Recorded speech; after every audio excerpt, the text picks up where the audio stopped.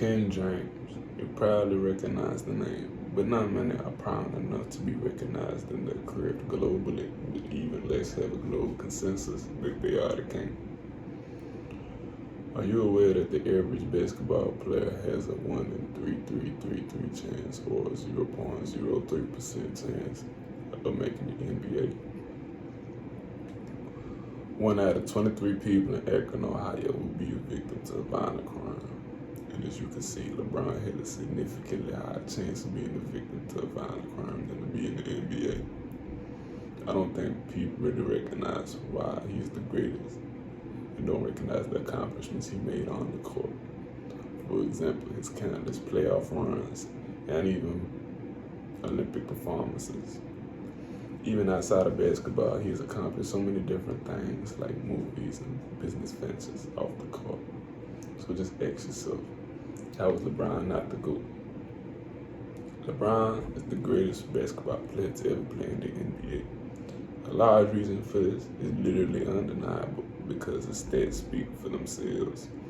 He has been to the playoffs not once, not twice, but 14 times. And in those 14 times he was in the playoffs, he only missed the finals 4 times in 17 seasons in the league. And on those 14 trips, he got 4 MVPs. And if you don't know what an MVP is, it's most valuable player.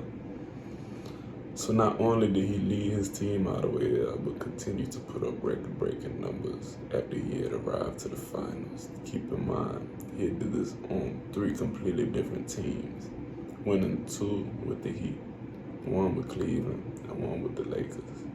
If that doesn't show that he can lead anyone to the finals, I don't know what will. The discussion everyone wants is that Jordan is better than LeBron. Even though Michael Jordan was one of the best basketball players to ever play the game, and every time he goes to the finals, he wins. He has a perfect record of 6-0 in the finals. LeBron is far from perfect when he comes to the finals.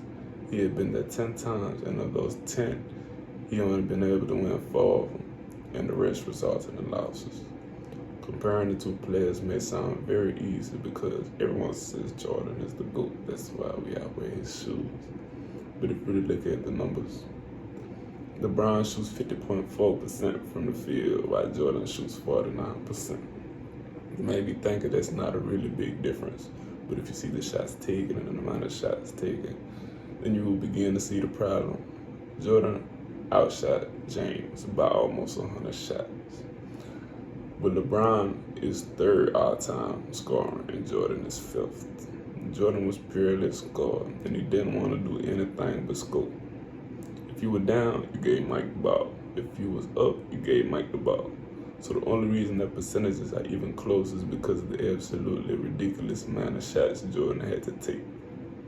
Again, looking at the numbers, LeBron has made almost 2,000 3-pointers, but Jordan has only made like about 600. The percentages are right, but Jordan has only attempted half as many threes as LeBron. Jordan shot a lot more mid-ranges and layups.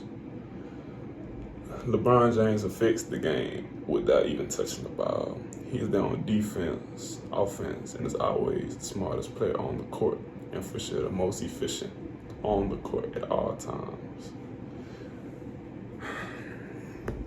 His legacy, not only does he have his game to show, but he also has all the off-court things he has done for his community, like the LeBron James Family Foundation, where he has helped his hometown of Akron, Ohio, trying to help families and children through a focus of education and curricular activity. He also has his own shoes and had his own shoes since 2003. And if you didn't know, that is the same year he was drafted. Jordan didn't get his first shoe released until 1985, a whole year after he was drafted. LeBron has also appeared in many movies, Space Jam 2 being the most popular at the time. LeBron is also partial owner in the soccer team Liverpool It has countless other endorsements and sponsorships ranging from AT&T, 2K Sports, Beats, GMC, Nike, PepsiCo, and Walmart, to name a couple.